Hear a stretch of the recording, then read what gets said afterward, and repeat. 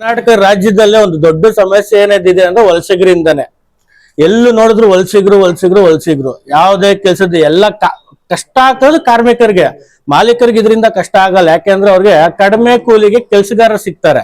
ಆದ್ರೆ ಕಷ್ಟ ಆಗ್ತಾ ಇರೋದು ಇಲ್ಲೇ ಹುಟ್ಟಿ ಇಲ್ಲೇ ಬೆಳೆದು ಒಂದೇ ಕುಲ ಕಸಬನ ನಂಬ್ಕೊಂಡಿರೋರಾಗ್ಲಿ ಯಾವ್ದೋ ಒಂದು ಕೂಲಿ ಕೆಲಸನ ನಂಬ್ಕೊಂಡಿರೋ ಕಾರ್ಮಿಕರಿಗೆ ಕಷ್ಟ ಆಗ್ಬಿಟ್ಟಿದೆ. ಇವಾಗ ವಲಸಿಗರಿಂದ ಬರೀ ಕೆಲಸ ಕಿತ್ಕೊಳೋದ್ರ ಜೊತೆಗೆ ರೇಟ್ಗಳೆಲ್ಲ ಜಾಸ್ತಿ ಆಗ್ಬಿಟ್ಟೈತೆ.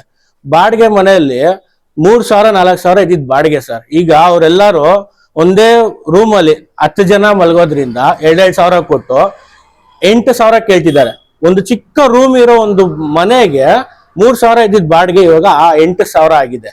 ಆಮೇಲೆ ಹೋಟ್ಲಲ್ಲಿ ತಿಂಡಿಗಳ ರೇಟ್ ಎಲ್ಲ ಮೊದಲು 30-40 ರೂಪಾಯಿ ಇದ್ದಿದ್ದು ಇವಾಗ 60-70 ರೂಪಾಯಿಗೆ ಬಂದ್ ಸೇರಿದೆ.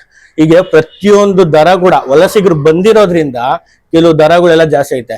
ಕೆಲಸ ಕಿತ್ಕೊಳೋದ್ರ ಜೊತೆಗೆ ಈ ದರಗಳು ಜಾಸ್ತಿ ಮಾಡಿ ಇಲ್ಲಿ ಸ್ಥಳೀಯ ಕೂಲಿ ನೇಕಾರನಾಗ್ಲಿ ಸ್ಥಳೀಯ ಕಾರ್ಮಿಕರಿಗೆ ಎಷ್ಟು ಕಷ್ಟ ಬಂದು ಒದಗಿದೆ ಅಂದ್ರೆ ಜೀವನ ಸಾಗಿಸೋಕೆ ತೊಂದರೆ ಆಗ್ಬಿಟ್ಟಿದೆ. ದಯವಿಟ್ಟು ವಲಸಿಗರ ವಿಷಯದಲ್ಲಿ ದಯವಿಟ್ಟು ಕರ್ನಾಟಕ ರಾಜ್ಯ ಸರ್ಕಾರ ಒಂದು ನಿರ್ಧಾರ ತಗೊಬೇಕು.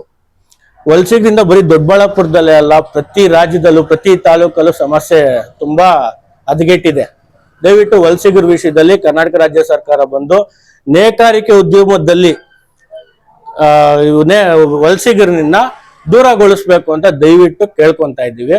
ಇದು ಪ್ರತಿಯೊಬ್ಬ ದೊಡ್ಡಬಳ್ಳಾಪುರ ಕೂಲಿ ನೇಕಾರನ ಬೇಡಿಕೆ. ರಘು ಅಂತ ಈ ಸಮಿತಿಯ ಒಂದು ಪದಾಧಿಕಾರಿ.